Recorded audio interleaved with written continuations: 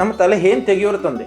ನೋಡಿ ನನಗೆ ಈಗೂ ಅವರು ಗಡ್ಡ ಹಿಡಿದು ಆ ಮಂಡೆ ಆಯ್ದು ಎರಡು ಕಡೆ ಹಣಿಗೆಲ್ ಬಾಚುದ, ಒತ್ತದ ಹಣಿಗೆಲ್ ಬಾಚುದು ಇನ್ನೂ ನೆನಪಿದೆ. ಅವ್ರ ಹತ್ರ ಬಾಚ್ಕೊಂಡು ಬಂದ್ರೆ ತಲೆ ಹೇಳೋದು ಬೆಂಕಿ ಬಿದ್ದಂಗೆ ಉರಿ. ನನಗೆ ಆ ಕುಟುಕುಟಿ ಹೆಸರು ಕೇಳೋದಷ್ಟೇ, ಕುಟುಕುಟಿ ಏನೂ ಗೊತ್ತಿಲ್ಲ. ವಿನಾಯಕ ಬಾರ ಇವತ್ತು ನಾನು ಕುಟುಕುಟಿ ನೋಡ್ಕೊಂಬಂದಿದ್ದೆ, ಅದು ಸಿಕ್ತು. ನಾನು ಹೇಳದನ್ನ ನೀ ಬಳಕಡ್ಡಿ ಹಿಡ್ಕೋಬೇಕು.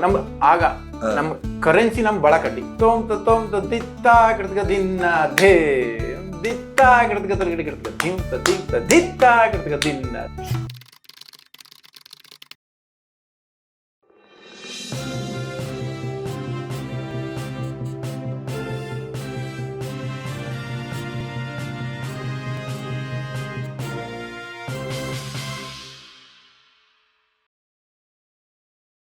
ನೀವು ಬೆಳೆಯುವ ಹೊತ್ತಲ್ಲಿ ಮನೆ ವಾತಾವರಣ ಹೇಗಿತ್ತು? ಯಾರ್ಯಾರು ಮದುವೆ ಆಗಿದ್ರು, ಯಾರ್ಯಾರು ಮನೇಲಿದ್ರು? ಅದೇ ನನಗೆ ಆವಾಗ ನನಗೆ ಹೇಳ್ತಾ ಇನ್ನೊಂದು ದಾರಿಗೆ ಹೋದೆ. ಈ ದಾರಿಯನ್ನು ನಾನು ಜಾಸ್ತಿ ಕ್ರಮಿಸಲಿಲ್ಲ. ನಾನು ಸಣ್ಣದಿರುವಾಗ, ಹೌದು 2ನೇ ಕ್ಲಾಸ್ನಲ್ಲಿರುವಾಗ ಹೌದು, ಅಕ್ಕಂದರದ್ದು ಮದುವೆ ಆಗೋಯ್ತು. ಅಂದ್ರೆ ಎಲ್ಲಿವರೆಗೆ? ನಾಗಣಕ್ಕನವರೆಗೆ. ಆಮೇಲೆ 2ನೇ ಕ್ಲಾಸ್ 3ನೇ ಕ್ಲಾಸಲ್ಲಿರುವಾಗ, 4ನೇ ಕ್ಲಾಸ್ನಲ್ಲಿರುವಾಗ ಅಣ್ಣದ್ದು ಮದುವೆ ಆಗೋಗಿತ್ತು. ಪರಮೇಶ್ವರ್. ಹೌದು, ಅಣ್ಣ ಅವಾಗ ಆಲ್ರೆಡಿ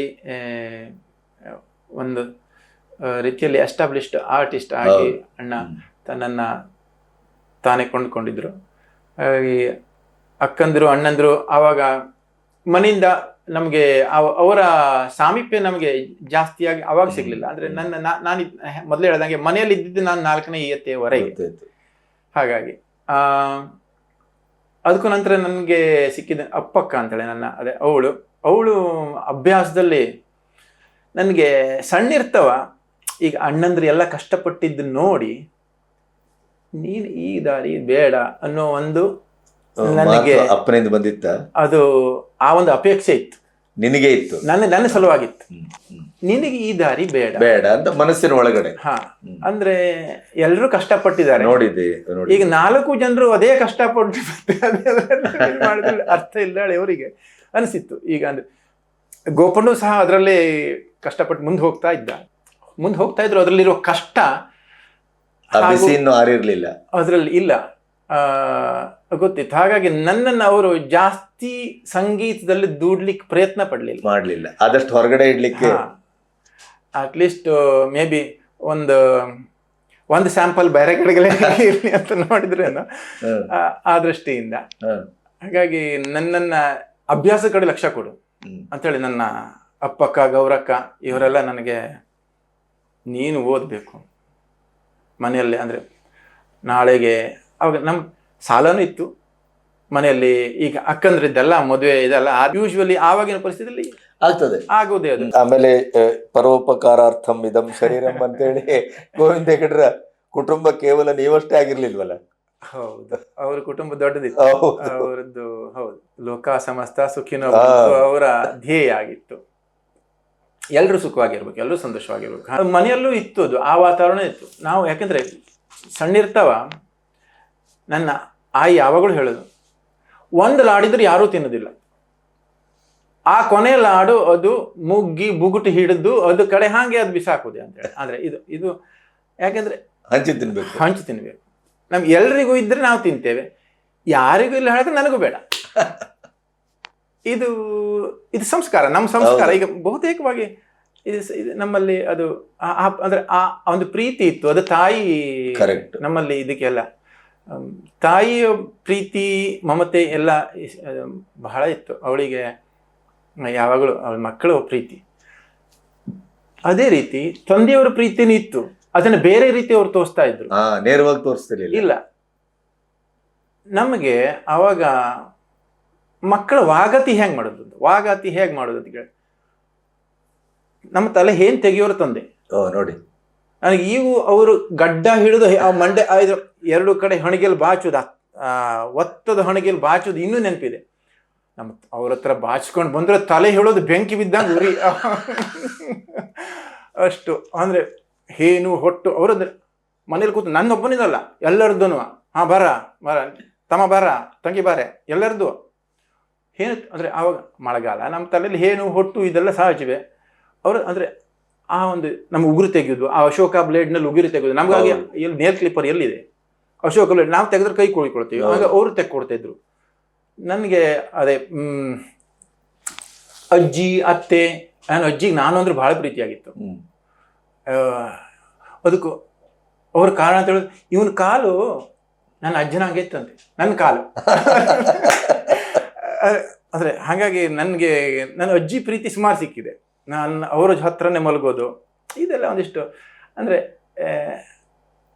ಸಹಜವಾಗಿ ನಾನು ಪಡ್ಕೊಂಡಂಥ ಈ ಸಂಸಾರದ ಈ ಬಾಲ್ಯದ ಸುಖವನ್ನು ನಾವು ಬಹಳ ಅನುಭವಿಸಿದೆ. ಆ ಪ್ರೀತಿ, ಯಾರಿಗಾದರೂ ಹಲ್ಲು ನೋವು ಬಂದರೆ, ಯಾರಿಗಾದರೂ ಕಿವು ನೋವು ಬಂದರೆ ತಂದೆಯವರೇ ಮದ್ದು ಮಾಡಾಕೋದು, ಅವಂಗೆ ಇದು ಮಾಡಾಕೋ, ಅವರೇ ಕೊಯ್ಕೊಂಡು ಎಲ್ಲಿ ಹೋಗಿ ಎಂಥದ್ದು ಕೊಯ್ಕೊಂಬರ್ತಾಯಿದ್ರು. ಏನಾರು ಒಂದು ಆವಾಗ ಸಣ್ಣ ಇರ್ತಾ ಏನಾದ್ರು ಕಿವು ನೋವು ಹಲ್ಲು ನೋವು ಎಲ್ರಿಗೂ ಯಾವ್ದಾರು ಒಂದು ಎಲ್ಲರಿಗೂ ಇರ್ತಿತ್ತು ಅದು. ಅದಕ್ಕೆ ವಾಗತಿ ನಮ್ಮನೆ ಫಸ್ಟ್ ಡಾಕ್ಟರ್ ತಂದೇನೆ, ಆಮೇಲೆ ಇನ್ನು ಅವ್ರ ಕೈಲಿ ಆಗದಿದ್ರೆ ಕಡೆ ಅರಂಗಿ ಡಾಕ್ಟ್ರು, ಕುಲಕರ್ಣಿ ಡಾಕ್ಟ್ರು. ಇದು ಅವರ ಅಂದರೆ ತಂದೆಯಾಗಿ ಅವ್ರ ಜವಾಬ್ದಾರಿಯನ್ನು ಅವರು ಆದಷ್ಟರ ಮಟ್ಟಿಗೆ ನಮಗೆ ಅದು ಕೊಟ್ಟಿದ್ದಾರೆ. ಸಂಸ್ಕಾರದ ಜೊತೆಗೆ ತನ್ನ ಜವಾಬ್ದಾರಿಯನ್ನು ಶಕ್ತಿಯಾನುಸಾರ ಮಾಡಿದ್ದಾರೆ. ನನ್ನ ಮಟ್ಟಿಗೆ ನಾನು ಹೇಳ್ಕೊಡೋದಾದ್ರೆ ಗೊತ್ತಾಯ್ತು. ಪ್ರೀತಿ ತೋರಿಸೋದು ಇದೇ ತೀರನೋ ಅದೇ ರೀತಿ ನನಗೆ ಮೊದಲು ನನಗೆ ಸಣ್ಣ ಇರುವಾಗ ನೀನು ಏನಾಗ್ತಿ ಅಂತ ಕೇಳಿದ್ರೆ ನನಗೆ ಒಂದು 2 ಪ್ರೊಫೆಷನಲ್ಲೇ ನನಗೆ ಆಸಕ್ತಿ ಇರೋದು. ಒಂದು ಶಿಕ್ಷಕ ಆಗಬೇಕು, ಶಾಲೆ ಮಾಸ್ತರ್ ಆಗಬೇಕು. ನನಗೆ ಮಾಸ್ತರ್ ಆಗಬೇಕು ಅಂತೇಳಿ ನನಗೆ ಸಣ್ಣ ಇರುತ್ತಾಯಿಂದ ಅದು ನನಗೊಂದು ದೊಡ್ಡ ಶಿಕ್ಷಕರು ನನಗೆ ಒಳ್ಳೆ ಪ್ರೇರಣೆ. ಅವರು ಒಳ್ಳೊಳ್ಳೆ ಶಿಕ್ಷಕರು ಸಿಕ್ಕಿದ್ದಾರೆ. ಯಾರೆಲ್ಲ? ಅವರೆಲ್ಲ ನನಗೆ ಕಲ್ಬಾಗ್ ಶಾಲೆಯಲ್ಲಿ ಸೂರ್ಯನಾರಾಯಣ ಮಾಸ್ತರ್ ಅಂದರೆ ಅವರು ಬಹಳ ಒಂದು ಮೃದು ಸ್ವಭಾವದವರು. ಅವರು ಕಲಿಸೋ ಪದ್ಧತಿನೂ ಹಾಗೆ ಅಷ್ಟೇ ಪ್ರೀತಿಯಿಂದ ಕಲಿಸ್ತಾ ಇದ್ರು. ಸಿಟ್ಟು ಬರ್ತಾ ಇತ್ತು, ಬಟ್ ನಾವು ಅವ್ರ ಸಿಟ್ಟನ್ನು ನಾನು ಅನುಭವಿಸ್ಲಿಲ್ಲ. ಒಂದ್ಸಲ ಅನುಭವಿಸಿದ್ದೇನೆ, ಅದನ್ನು ಲೈಟಾಗಿ ಹೇಳಲಿಕ್ಕೆ ಇಷ್ಟಪಡ್ತೇನೆ. ನಾನು ಯಾರೋ ಒಬ್ಬನ ಸ್ನೇಹಿತ, ನನ್ನ ಬಹಳ ಬಾಲ್ಯದ ಸ್ನೇಹಿತ, ಅವ ಎಲ್ಲೋ ಈಗ ರಥಬೀದಿಗೆ ಹೋದವ ಕುಟಿ ನೋಡ್ಕೊಂಬಂದಿದ್ದ. ಆವಾಗ ಕಾಸನ ಮರದ ಅಡಿಗೆ ಕುಟಿ ಅವನು ನನ್ನ ಜೋಡಿಯವನೇ. ನನಗೆ ಆ ಕುಟಿ ಹೆಸರು ಕೇಳೋದಷ್ಟೇ, ಕುಟಿ ಏನೂ ಗೊತ್ತಿಲ್ಲ. ವಿನಾಯಕ ಬಾರ ಇವತ್ತು ನಾನು ಕುಟಿ ನೋಡ್ಕೊಂಬಂದಿದ್ದೆ, ಅದು ನಾನು ಹೇಳದನ್ನು ನೀ ಬಳಕಡ್ಡಿ ಹಿಡ್ಕೊಳ್ಬೇಕು.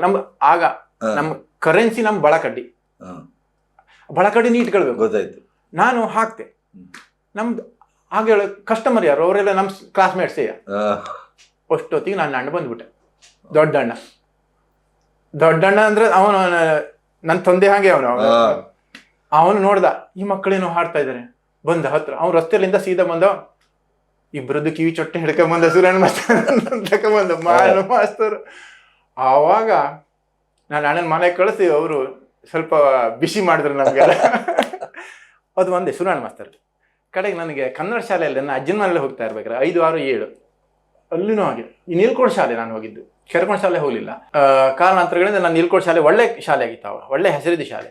ಸ್ಪೋರ್ಟ್ಸ್ನಲ್ಲಿ ಪಾಠಗಳಲ್ಲಿ ಎಲ್ಲದ್ರಲ್ವ MS ಭಟ್ರು ಅಂತ ಹೇಳಿದ್ರು, ನವಲಗೋಣ ಮಾಡಗೇರಿ ಅವರು ಹಾಗೆ ಭಾಳ ಚಲೋ ಕಲಿಸ್ತಿದ್ರು. ತಾರಕ್ಕವರು, SV ಹೆಗ್ಡೆಯರು ಅಂತ ಹೇಳಿದ್ರು, ಅವರು ಭಾಳ ಹಾಗೆ. ವಿಶ್ವನಾಥ್ ಮಾಸ್ತರ್ ಇದ್ರು. ವಿಶ್ವನಾಥ್ ಮಾಸ್ತರ್ ಅಜ್ಜ ಮನೆಯಲ್ಲೇ ಇರ್ತಾ ಇದ್ರು. ಅವರು ಶಾಲೆ ಮುಖ್ಯೋಪಾಧ್ಯಾಯರು ಅಲ್ಲೇ ಇರ್ತಾ ಇದ್ರು. ಅವ್ರು 3ರಿಂದ ಬಂದು ಹೋಗ್ತಾ ಇದ್ರು ನನ್ನ ಅಜ್ಜನ ಮನೆಯಲ್ಲಿ. ಹಾಗಾಗಿ ಒಂದು ಅಧ್ಯಾಯನೇ, ಅದೊಂದು ಅಜ್ಜನ ಮನೆ ಬಾಲ್ಯ. ಅದು ಇನ್ನೊಂದು ಮಾವ ಮತ್ತೊಂದು ತಂದೆನೆ. ಅವರು ನನಗೆ ಅಂಗಿ ಚಡ್ಡಿ ತಗೊಂಡು ಬಂದವರಿಂದ ಹಿಡಿದು ಎಲ್ಲದು, ನಾನು ಬಟ್ಟೆ ಬರೆ ತಗೊಂಡು ಬಂದ್ರಿಂದ ಹಿಡಿದು ಹೊಟ್ಟೆಗೆ ಹಾಕಿದ್ರಿಂದ ಹಿಡಿದು ಮನೇಲಿ ಇಟ್ಕೊಂಡು ವಿದ್ಯಾಭ್ಯಾಸ, ಆ 3 ವರ್ಷದಲ್ಲಿ ಬಹಳಷ್ಟು ಸಂಸ್ಕಾರವನ್ನು ಅಲ್ಲಿ ಪಡ್ಕೊಂಡೆ ಅಂತ ಹೇಳ್ಬೋದು. ಅಂದರೆ ನನಗೆ ಸ್ವಲ್ಪ ಬಿಡಿಯಾಗಿ ಹೇಳಿ. ಒಂದು ಭಜನೆ ನಡೀತಾ ಇತ್ತು, ಕಾರ್ತಿಕ ಮಾಸ ಭಜನೆ ಪ್ರಾರು. ಮನೆಗೆ ಹೋಗೋದು, ಅಲ್ಲಿ ನನ್ನ ಅಜ್ಜನ ಮನೆ ತಮ್ಮ ಗೋವಿಂದ, ನಾನು ಆಟ ಆಡೋದು. ಅದೇ ಟೈಮ್ನಲ್ಲಿ ಮಹರ್ಷಿ ಮಹೇಶ್ ಯೋಗಿ ಅವರದ್ದು ಒಂದು ಪಾಠಶಾಲೆ ಶುರುವಾಯಿತು. 10 ರೂಪಾಯಿ ಕೊಡ್ತಾ ಇದ್ರು ತಿಂಗಳಿಗೆ, ಮಾಸ ಆಶನ. ಹಾಗಾಗಿ ಅಂದರೆ ಅದೊಂದು ಅಟ್ರಾಕ್ಷನ್ ಮಕ್ಕಳಿಗೆ ಪಾಠ ಕಲೀಲಿಕ್ಕೆ, ವೇದ ಪಾಠ ಕಲೀಲಿಕ್ಕೆ. ಆ ಪಾಠಶಾಲೆಯನ್ನು ಅಜ್ಜನ ಮನೆ ದೇವಸ್ಥಾನ, ಅಜ್ಜನ ಮನೆ ಮತ್ತು ದೇವಸ್ಥಾನ ಅಲ್ಲೇ ಇತ್ತು, ಒಟ್ಟೊಟ್ಟಿಗಿದೆ. ಆ ದೇವಸ್ಥಾನದಲ್ಲಿ ಬಾಳೆಕಲ್ ಭಟ್ರು, ಬೆಟ್ಟಗೋಣೆ ಭಟ್ರು ಪಾಠಶಾಲೆ ಪಾಠ ಮಾಡೋರು. ಅಲ್ಲಿ ನಮಗೆ ಈ ವೇದಗಳ ಸಂಸ್ಕಾರ ಆಯಿತು ಸ್ವಲ್ಪ. ಅಂದರೆ ಸ್ವರಬದ್ಧವಾಗಿ ಅದನ್ನು ಓದೋದು ಹೆಂಗೆ, ಅದೇ ಸ್ವರಬದ್ಧವಾಗಿ ಅದನ್ನು ಉಚ್ಚಾರ ಮಾಡೋದು ಹೆಂಗೆ, ಪಠನ. ಶ್ರೀ ಸೂಕ್ತ, ಪುರುಷ ಸೂಕ್ತ, ದುರ್ಗಾ ಸೂಕ್ತ, ಗಣಪತಿ ಉಪನಿಷತ್ತು, ರುದ್ರಚಮೆ, ಇವುಗಳೆಲ್ಲದ ಪಾಠ ಅಲ್ಲ ಆಯಿತು. ಈ ಒಂದು ಸಂಸ್ಕಾರ ನನ್ನ ಜೀವನದಲ್ಲಿ ಮುಂದೆ ಬಹಳ ದೊಡ್ಡ ಪರಿಣಾಮ ಆಗಿದೆ. ಅದು ಅಂದರೆ ನನ್ನ ಮಟ್ಟಿಗೆ ನಾನು ಅದಕ್ಕೆ ಒಂದು ಆ ಸಂಸ್ಕಾರ. ಅದೇ ಟೈಮ್ನಲ್ಲಿ ನನ್ನ ಅಜ್ಜನ ಮಾವ ಅವರದ್ದು ಒಂದು ಏಕಾದಶಿ ಪ್ರಸಂಗ ಆಗ್ತಾ ಇತ್ತು. ಪ್ರತಿ ಏಕಾದಶಿಗೂ ಹಂಗೇನಿತ್ತು, ಪ್ರಸಂಗ ಆಗ್ತಾ ಇತ್ತು. ಊರಿನವರೇ ಸೇರಿ ಒಂದು ಪ್ರಸಂಗ. ಅದಕ್ಕೆ ನನ್ನ ಅಪ್ಪ ಭಾಗವತಿಗೆ ಮಾಡ್ಲಿಕ್ಕೆ ಹೋಗ್ತಾ ಇದ್ದ. ನನ್ನ ಅಪ್ಪನ ಭಾಗವತಿಗೆ ಅಲ್ಲಿ ಕೇಳ್ತಾ ಇದ್ದೆ ನಾನು. ಅಲ್ಲಿ ನಮಗೆ ಒಂದು ನಮ್ಮಷ್ಟಕ್ಕೆ ನಾವು ಚಂಡೆ ಬಡಿಲಿಕ್ಕೆ ನಮ್ಗೆ ಸಿಗ್ತಾ ಇತ್ತು. ಚಂಡೆ ಬಡಿಯೋದು, ಮೃದಂಗ ಅಂತಲೇ ಹೇಳ್ತಾರೆ, ಮೃದಂಗ ಅಥವಾ ಮದ್ದಲೆ ಬಡಿಲಿಕ್ಕೆ ಸಿಗ್ತಾ ಇತ್ತು. ಅದು ನಮಗೊಂದು ಅಟ್ರಾಕ್ಷನ್. ರಾತ್ರಿ ಚಹಾ ಕುಡಿಲಿಕ್ಕೆ ಸಿಗ್ತಾ ಇತ್ತು. ಕರೆಕ್ಟ್. ಮನೇಲಿ ಚಹಾ ಕುಡಿದಿಲ್ಲ, ಅದು ರಾತ್ರಿ ಅವ್ರ ಜೊತೆ ನಾವು ಎಲ್ಲ ಮಾಡ್ಕೊಂಡು ಚಹಾ ಕುಡ್ಕೊಂಡು ಬರ್ಬೇಕು. ಹಾಗಾಗಿ ಅವ್ರು ಆಗ ಯಾರು ನಮ್ಮನ್ನ ನೀ ಬರಬೇಡ ಅಂತ ಹೇಳುವರಿಲ್ಲ, ಒಬ್ಬರು ಹೇಳ್ದಾರಿಲ್ಲ. ಇದು ನಮ್ಮ ಹಿರಿಯರ ದೊಡ್ಡತನ. ಅಂದ್ರೆ ನೀ ಇದ್ರ ನನಗೊಂದು ಭಾರಾಳ ಯಾವಾಗಲೂ ಅವ್ರು ಅಂದ್ಕೊಳ್ಳಿಲ್ಲ. ಈ ಮಕ್ಕಳ ಜವಾಬ್ದಾರಿ ನಮಗೆ ಭಾರಾಳ ಅವ್ರು ಯಾವಾಗಲೂ ಅಂದ್ಕೊಳ್ಳಿಲ್ಲ. ಹೊರತಾಗಿ ನಮ್ಮನ್ನ ಒಂಥರ ನರ್ಚರ್ ಮಾಡಿದ್ರು, ಆ ಸಂಸ್ಕಾರದಲ್ಲಿ ನಮ್ಮನ್ನು ಬೆಳೆಸಿದ್ರು. ಅದು ನಮಗೆ ಅಂದ್ರೆ ಒಂದು ತಂದೆ ಭಾಗವತಿಕೆಯೋ ಕೇಳಿದ್ದೋ. ನಾವು ಹೆಂಗಂತ ಕೇಳಿದ್ರೆ, ನನ್ನ ಅಜ್ಜನ ಮನೆ ಮಾವ ಅವರದ್ದೊಂದು ಮೇಳ ಜೊತೆಗೆ ಆಮೇಲೆ ಒಂದು ಬಾಲಗೋಪಾಲ ವೇಷನೂ ಮಾಡಿದ್ವಿ ನಾವು, ನಾನು ನನ್ನ ಅಜ್ಜ ಮನೆ ತಮ್ಮ ಗೋವಿಂದ. ಬಾಲಗೋಪಾಲ ವೇಷ ಆವತ್ತು ಫಸ್ಟ್ ಟೈಮ್ ವೇಷ. ಇನ್ನು ನಮಗೆ ಭಾರಿ ಖುಷಿ ವೇಷ ಮಾಡಿ. ಕುಣಿತ ಗಿಣಿತ ಎಲ್ಲ ಕಲಿಸುವವರೊಬ್ಬರು ಬಂದಿದ್ರು, ಅವ್ರ ಹತ್ರ ಕುಣಿತ ಎಲ್ಲ ಕಲಿತು ವೇಷ ಮಾಡಿ ಹಾಗೇಳಿ ನಾವು ಅದೊಂದು ಸಂತೋಷಪಟ್ಟಂಥ ಒಂದು ಬಾಲ್ಯ. ಅದರ ನಂತರ ಅವ್ರ ಜೊತೆಗೆ ನಾವು ಪ್ರಸಂಗಕ್ಕೆ ಹೋಗ್ತಾ ಇದ್ವಿ. ಎಲ್ಲಿ ಹೋದ್ರು ಅವ್ರ ಸೈಕಲಲ್ಲಿ ನಾವೊಂದು ಬ್ಯಾಗೇಜು, ಆವಾಗ ಹಿಂದ್ಗಡೆ ಕ್ಯಾರಿಯರ್ ಮೇಲೆ ನಾವು ಎಲ್ಲಿವರೆಗೆ ತೊಳಸಾನಿವರೆಗೆ ಹೋಗಿದ್ದೇವೆ ಪ್ರಸಂಗದಲ್ಲಿ. ಅವಾಗಂತೂ ರೋಡು ಇಲ್ಲ, ಕಡಿ ಕಲ್ಲು.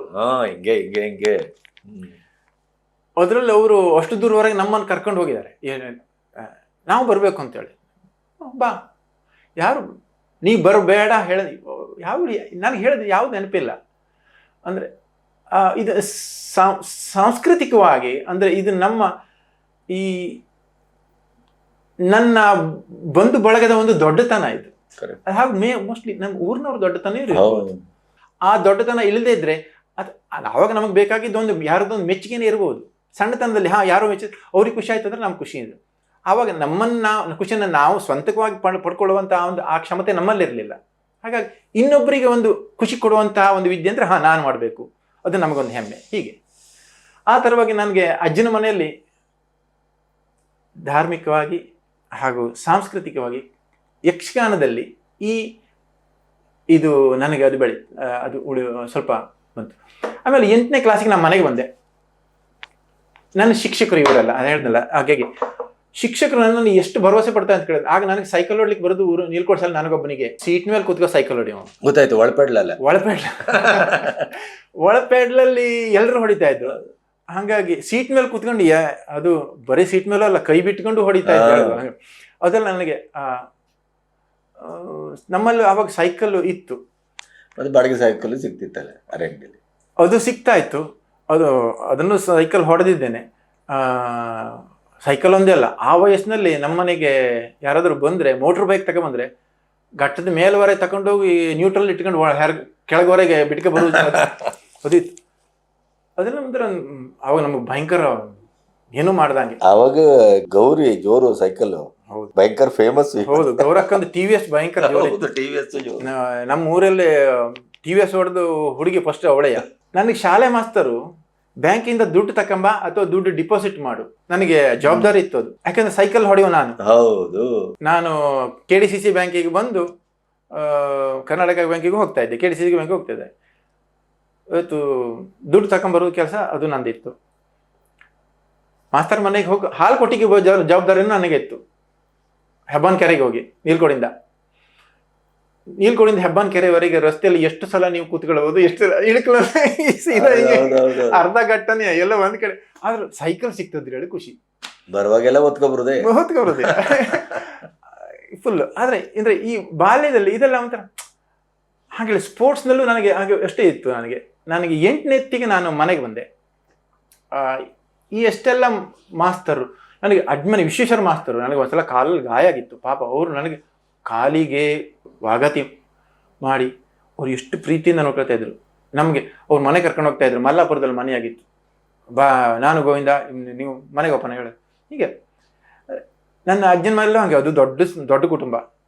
ಅತ್ತಿಗೆ ಅಂದರು 4 ಜನ, ತಂಗಿ, ಅಜ್ಮನೆ ಸಣ್ಣ ತಂಗಿ, 5 ಕಡೆ ತಮ್ಮ, ಅವ್ರ ಜೊತೆಗೆ ನಾನು ಒಬ್ಬ ಶಾಲೆಗೆ ಹೋಗ್ಲಿ ಎಲ್ಲ.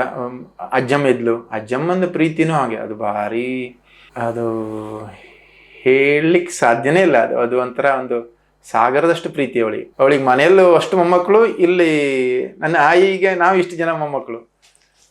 ಪ್ರತಿಯೊಬ್ಬರು ಕುರಿತಾಗೂ ಅಷ್ಟೇ ಪ್ರೀತಿ, ಆದರೂ ಕಡಿಮೆ ಆಗದಂಥ ಪ್ರೀತಿ ಅದು. ಹಾಗಾಗಿ ನಮಗೆ ಆ ಹಿರಿಯರದ್ದು, ನನ್ನ ಅಜ್ಮನೆ ಅತ್ತೆಗೂ ಹಾಗೆ, ಅವಳು ಯಾವತ್ತೂ ದೊಡ್ಡ ಮಾತಾಡೋದವಳಲ್ಲ, ಬಟ್ ಯಾವಾಗಲೂ ಪ್ರೀತಿಯಿಂದ ನೋಡ್ಕೊಂಡವಳು. ಅಂದರೆ ಈಗ ನನಗೆ ನನ್ನ ಅಜ್ಜನ ಮನೆ ಅಂದರೆ ಇದು ಮತ್ತೊಂದು ಮನೆ ಇದ್ದಂಗೆ ಅಷ್ಟ ಒಂದು. ಹಾಗಾಗಿ ನನಗೆ ಮಾವನು ಅಷ್ಟೇ, ತಂದೆ ಹಾಗೆ ಮತ್ತೊಂಥರ. ನಾನು ಪಡ್ಕೊಂಡದ್ದು ಜಾಸ್ತಿ ಗಣಪತಿಯವರೇ ಹೇಳ್ಬೇಕಂದ್ರೆ. ನಾನು ಇಲ್ಲಿವರೆಗಿನ ಇದರಲ್ಲಿ ನಾನು ಎಲ್ಲರಿಂದ ಪಡ್ಕೊಂಡಿದ್ದೇನೆ. ಹಾಗಾಗಿ ನಾನು ಅದನ್ನು ಪದೇ ಪದೇ ಹೇಳ್ತಾ ಇರಬೇಕು. ನಾನು ಅದು ಪಡ್ಕೊಂಡದನ್ನು ಹೇಳಬೇಕು. ಹಾಗಿದ್ದಾಗ ಅದು ನನ್ನಲ್ಲಿ ನಾನು ಅದನ್ನು ಜಾಗೃತವಾಗಿ ಇಟ್ಕೊಂಡಂಗೆ ಅದೇ ನನ್ನ ಒಂದು ಋಣ ಸಂದಾಯ ಅಂತೇಳಿ ನಾನು ಅಂದ್ಕೊಳ್ತೇನೆ. ಯಾಕೆಂದರೆ ಅದನ್ನು ನಾನು ಎಷ್ಟು ಬೆಳೆಸ್ಕೊಂಡಿದ್ದೇನೋ ಅದು ನನಗೆ ಗೊತ್ತಿಲ್ಲ. ಕರೆಕ್ಟ್. ಆದರೆ ಅದನ್ನು ನನಗೆ ಒಂಥರ ಆ ಒಂದು ಕೃತಜ್ಞತಾ ಭಾವ ನಮ್ಮಲ್ಲಿ ಇದ್ದಾಗ ಒಂಥರ ಒಂದು ಮನಸ್ಸಿನಲ್ಲಿ ಒಂದು ಸಮಾಧಾನ ಇರ್ತದೆ. ಹಾಗಾಗಿ ಅದು ನಮಗೆ ಅದು ಒಂದೇ ಅಲ್ಲ, ಮುಂದೂ ಪಡ್ಕೊಂಡಿದ್ದು. ಮತ್ತೆ ಹೇಳ್ತೇನೆ, 8ನೇ ಕ್ಲಾಸಿಗೆ ನಾನು ಮನೆಗೆ ಬಂದ ಮೇಲೆ ನನ್ನ ತಂದೆಯವರು ಆವಾಗ ಮದ್ದಳೆ ಮಾಡಿಸ್ಲಿಕ್ಕೆ ಶುರು ಮಾಡಿದ್ರು, ಮೃದಂಗ. ಅಂದರೆ ಅಲ್ಲಿವರೆಗೆ ನನಗೆ ಯಕ್ಷಗಾನದಲ್ಲಿ ಅವರಿಗೆ ಇಂಟ್ರೆಸ್ಟ್ ಇತ್ತು ಗೊತ್ತಾಗ್ತಿತ್ತು. ಒಂದಿನ ಕೂತ್ಕೊಂಡು ನಾವು ಮದ್ದಳೆ, ಮತ್ತು ನಾನು ಗೋಪಣ್ಣ ಮದ್ದಳೆ, ನಾನು ಚಂಡೆ ಮನೇಲಿ ಕೂತ್ಕೊಂಡು ಹಿಂಗೆ ತಾಮದಲ್ಲಿ ಹೋದದ್ದು ಚಂಡೆ ಮೊದಲೇ ಮನೇಲಿ ಇತ್ತು, ಬಾಸ್ತಾ ಇದ್ವಿ. ಸುಮಾರು ಬೋಳಗೆರೆ ಹತ್ರವರೆಗೆ ಕೇಳಿತಂತೆ. ಹಾದಿ ಮೇಲೆ ಹೋಗೋರು, ಅರೆ ನಮ್ಗೆ ಇವತ್ತು ಪ್ರಸಂಗ ಇತ್ತೋಳು ಹೇಳಲೇ ಇಲ್ಲ, ಎಲ್ಲ ಮನೆಗೆ ಬಂದ್ರು, ಒಂದು 4-5 ಜನ. ಕಡೆ ನೋಡಿದ್ರೆ ನಾವಿಬ್ರು ಬಡಿತಾ ಇದೆ ಅವರಿಗೆ ಹಾಗೆ. ಆದ್ರೆ ಅದನ್ನ ತಂದೆಯವರು ಕೇಳಿಸ್ಕೊಂಡಿದ್ರೆ, ತಂದೆಯವರು ಇದ್ದಾಗಲೇ ತಂದೆಯವ್ರ ಎದುರಿಗೆ ನಾವು ಬಾರಿಸ್ತಾ ಇದ್ವಿ. ಗೋಪಣ್ಣ ಮೊದಲೇ, ನಾನು ಚಂಡೆ. ತಂದೆಯವರು ತತ್ಕಾರ ಹೇಳ್ತಾ ಇದ್ರು. ತೋಮ್ತ ದಿತ್ತಾ ಕಿಡ್ತಕ ದಿನ್ನ ಧೇ ದಿತ್ತಾ ಕಿಡ್ತಕ ತಲಗಿಡ ಕಿಡ್ತಕ ಧಿಂತ ದಿತ್ತ ದಿತ್ತಾ ಕಿಡ್ತಕ ದಿನ್ನ. ಇದು ತೆರೆ ಕೊಂಡ್ತಾ ಬಿಡ್ತಿಗೆ ಹೇಳ್ತಾ ಇದ್ರು. ನಾವು ಬಾರಿಸ್ತಾ ಇದ್ವಿ. ಅವ್ರಿಗೇನು ಇಲ್ಲೇನು ತಾಳಮದ್ಲೆ ನಡೀತಾ ಇದೆ, ನಮ್ಗೆ ಇನ್ನೂ ಹೇಳಲಿಲ್ಲ. ಗೋವಿಂದ ಹೆಗಡೆಯವ್ರ ಮನೇಲಿ ಹೇಳು ನಡೀತಾ ಇತ್ತು. ಇದು ಒಂದು ಸ್ವಾರಸ್ಯಕರವಾದ ಒಂದು ವಿಷಯ. ಆದರೆ ಅವ್ರಿಗೆ ಅದೇ ಗೊತ್ತಾಯ್ತು. ಅವ್ರು ಆವಾಗ ನಮ್ಮ ಕಡೆಗೆ ನಿಮ್ಗೆ ಗೊತ್ತಿದೆ, ಖೈರ್ ಮರ ಸಿಕ್ಕಾಬಾರ್ದು. ಇದು ಈಗಲೂ ಇದೆ ಖೈರ್ ಮರ. ಯಾವುದೋ ಒಂದು ಬತ್ತದ ಖೈರ್ ಮರದ ಏನೊಂದು ಆವಾಗ ಹೆಂಗೋ ಕಡಿಸಿ ಅದನ್ನ ಮನೆಗೆ ತಂದು ಕುಳಿಮನೆ ನಾರಾಯಣ ಹೆಗಡೆ ಹೇಳಿ ಬರ್ತಾ ಇದ್ರು ನಮ್ಮ ಮನೆಗೆ. ಅವ್ರು ಜೇನು ಇದು ಮಾಡು, ಒಳ್ಳೆ ಕುಶಲಕರ್ಮಿ ಅವರು. ಇದನ್ನ ಕಲ್ಸಿಗೆ ಮಾಡಿಕೊಟ್ರ ಮನೆಯಲ್ಲೇ ಅದ್ರ ಮಾಡಿ ಅರ ಹಾಕಿ ಅದ್ರದ್ದೆಲ್ಲ ಸುಳಿ ತೆಗೆದು ಒಳಗಿಂದೆಲ್ಲ ತೆಗೆದು ಫುಲ್ ಹಾಲೋ ಮಾಡಿ ಕಳಶ ಮಾಡಿ. ಅದು ನನಗೆ ಇದರಲ್ಲಿ ಇಂಟ್ರೆಸ್ಟ್ ಯಾಕೆ ಅಂತ ಕೇಳಿದ್ರೆ, ಅದನ್ನ ಒಂದು ಉಪಕರಣ ಅದರಲ್ಲಿ ಅದರ ಆ ರಿಸಲ್ಟ್ ಏನು ಹೇಗೆ ನಾದ ಅದನ್ನು ನಾವು ಆಸ್ವಾದಿಸ್ತೇವೆಯೋ ಹಾಗೆ ಅದನ್ನು ಮಾಡುವ ಒಂದು ಪ್ರಕ್ರಿಯೆಯೂ ಸಹ ಅಷ್ಟೇ ಕ್ಲಿಷ್ಟವಾದದ್ದು, ಅಷ್ಟೇ ಕುಶಲವಾದದ್ದು. ಅದು ಒಂದು ಸಂಗೀತ ಉಪಕರಣವನ್ನು ಮಾಡುವುದು, ಅದು ನನಗೆ ಯಾವಾಗಲೂ ಆಸಕ್ತಿ ಇರುವ ಆ ತಾಂತ್ರಿಕತೆಯಲ್ಲೂ ನನಗೆ ಒಂದು ಆಸಕ್ತಿ ಇತ್ತು ಮೊದಲಿಂದನೂ ಅಂತೇಳಿ. ಆದ್ರೆ ನೋಡಬೇಕು, ಕೇಳಬೇಕು, ಅಥವಾ ಮಾಡಬೇಕು, ತಿಳ್ಕೊಳ್ಬೇಕು. ಅಲ್ಲ, ಒಂದು ಸಣ್ಣ ಪ್ರಶ್ನೆ ನನಗೆ ಹುಟ್ಕೊಳ್ಳೋದು, ಅದು ನಿರಂತರವಾಗಿ ನಿಮ್ಮ ಕುಟುಂಬದವರೊಟ್ಟಿಗೆ ಮಾತಾಡಿದಾಗ ನನಗೆ ಈ ಪ್ರಶ್ನೆ ಬಹಳ ಬಹಳ ನನ್ನನ್ನು ಕಾಡಿದೆ. ಒಬ್ಬ ಮನುಷ್ಯ ಈ ಥರದ ದಶಮುಖಿ ಶತಮುಖಿ ಹಾಗೂ ಬೆಳೆಯಲಿಕ್ಕೆ ಸಾಧ್ಯವೇ ಅಂತ. ಯಾಕಂದರೆ ಗೋವಿಂದ ಹೆಗಡ್ರ ಈಗ ನಿಮ್ಮ ಹತ್ರ ಮಾತಾಡುವಾಗ ಈ ಉಪಕರಣದ ತಯಾರಿಕೆಯ ವಿಭಾಗ ಹೆಚ್ಚು ತೆರ್ಕೊಳ್ತಾ ಇದೆ. ಇಲ್ಲಿಯವರೆಗೆ ಮಾತಾಡಿದವರೆಲ್ಲರೂ ಗೋವಿಂದ ಹೆಗಡ್ರ ಸ್ವಭಾವ, ಭಾವ, ಅವರ ಸಮಾಜ ಸೇವೆ, ಅದರಿಂದ ಆದ ಅನಾಹುತ, ಅದರಿಂದ ಆದ ಸಮಸ್ಯೆಗಳು ಇತ್ಯಾದಿಗಳು ಇತ್ಯಾದಿಗಳು ಇತ್ಯಾದಿಗಳು ಅದು ಬಹಳ ಮುಖ್ಯವೇ. ಆದರೆ ಗೋವಿಂದ ಹೆಗಡೆಯವರಿಗೆ ಸಂಗೀತ ಕಲಿಬೇಕು, ಸಂಗೀತವೇ ಬದುಕಾಗಬೇಕು, ಅದರ ಜೊತೆಗೆ ಆ ಉಪಕರಣ ತಯಾರಿಕೆ ಅದರ ಬಗ್ಗೆ ಇರುವ ಆಸಕ್ತಿ. ಈಗ ಒಂದ್ಸರಿ ಹಿಂತಿರುಗಿ ನೋಡಿದ್ರೆ ನಿಂಗೆ ಆಶ್ಚರ್ಯ ಆಗೋದಲ್ಲ, ಆದರೆ ಆ ತಂದೆಯವರ ಒಟ್ಟು ವ್ಯಕ್ತಿತ್ವ. ಖಂಡಿತವಾಗಿ ಅಂದರೆ ಆ ಸಂಗೀತ, ಆ ನಾದಾಕರ್ಷಣೆ, ಅದರ ಮೂಲವನ್ನು ಹುಡುಕಿ ಅದರ ಆ ಉಪಕರಣಗಳ ತಯಾರಿಯಲ್ಲಿಯೂ ಅದನ್ನು ಅಲ್ಲಿವರೆಗೆ ಎಳ್ಕೊಂಡು ಹೋಗಿದೆ ಅವರನ್ನು. ಅಂದರೆ ಯಾವುದೋ ಒಂದು ಅಂದರೆ ತನ್ನಷ್ಟಕ್ಕೆ ತಾನು ಉದ್ಭವವಾಗಿ ಅದನ್ನು ಅವರಿಗೆ ಸಿಗಲಿಲ್ಲ ಯಾವುದು. ಅವ್ರ ಜೀವನದಲ್ಲೂ ಹಾಗೆ ಇರಬಹುದು, ತಂದೆಯವರ ಜೀವನದಲ್ಲೂ ಅದನ್ನು ಅವರಲ್ಲಿರುವ ಆ ಒಂದು ಕ್ಷಮತೆ ಹಾಗೂ ಅದರ ಒಂದು ಸೂಕ್ಷ್ಮ ಬುದ್ಧಿ ಅವರಿಗೆ ಆ ಉಪಕರಣವನ್ನು ಸಹ ಇದನ್ನು ಮಾಡಬಹುದು, ನಮ್ಮಲ್ಲಿ ಮಾಡುವ ಒಂದು ಕುಶಲಕರ್ಮಿಗಳಿದ್ದಾರೆ, ಅವರಿಗೆ ಪ್ರೋತ್ಸಾಹ ಕೊಟ್ಟರೆ ಇದನ್ನು ಮಾಡಬಹುದು. ಅಂದರೆ ಅವರಲ್ಲಿ ಆ ಒಂದು ಓವರ್ ಆಲ್ ಎಲ್ಲವನ್ನು ಒಂದು ಸಮಗ್ರವಾಗಿ ನೋಡುವಂತಹ ಆ ಒಂದು ವ್ಯಕ್ತಿತ್ವ ಅವರದ್ದಿತ್ತು. ಅಂದರೆ ಒಂದು ಕಲೆಯನ್ನು ಸಮಗ್ರವಾಗಿ ನೋಡುವಂಥದ್ದು, ಅದೊಂದು ವ್ಯವಸ್ಥೆಯಾಗಿ ನೋಡುವಂಥದ್ದು. ಆ ಕಲೆ, ಯಾವುದೇ ಕಲೆ, ಅದರಲ್ಲಿ ಒಂದು ವ್ಯವಸ್ಥೆ ಇಲ್ಲದೆ ಆ ಕಲೆ ಬೆಳೆಯೋದಿಲ್ಲ. ಕಲೆ ಬೆಳೀಲಿಕ್ಕೆ ಸಮಗ್ರವಾಗಿ ಒಂದು ವ್ಯವಸ್ಥೆ ಇದ್ದರೆ ಮಾತ್ರ. ಅದರಲ್ಲಿ ಬೇಕಾದ ಕುಶಲಕರ್ಮಿಗಳು ಬೇಕು, ಅದನ್ನು ಮದ್ದಳೆ ಮುಚ್ಚಿಗೆ ಹಾಕುವವರು ಅದು ಬೇರೆಯೇ ವಿಭಾಗ, ಅವರು ಬೇಕು. ಅದನ್ನು ಮಾಡಿಸ್ಕೊಂಡು ಬರೋ ಕರ್ಕಿ ಭಂಡಾರಿಗಳು ಅಥವಾ ಇವರಲ್ಲಿ ನಮ್ಮಲ್ಲಿ ಅವರು ಭಾರಿ ಒಂದು ಇಷ್ಟು ನಿಷ್ಣಾತರು, ಚಂದ ನುಡಿಸುವಂತಹ ಮದ್ದಳೆಗಳು ನಾವು ಕರ್ಕಿ ಇವರ ಹತ್ರ, ಗುಣವಂತೆ ಬಣ್ಣರವ್ರ ಹತ್ರ ಇಷ್ಟು ಚಂದ ಮದ್ದಳೆ, ಅವರು ಅಷ್ಟೇ ನುಡಿಸುವುದರಲ್ಲಿ ಎಷ್ಟು ನಿಷ್ಣಾತರೋ ಅದನ್ನ ತಯಾರಿ ಮಾಡೋದ್ರಲ್ಲೂ ಅವರು ಅಷ್ಟೇ ಪಳಗಿದವರು ಒಂದು ಉಪಕರಣವನ್ನ.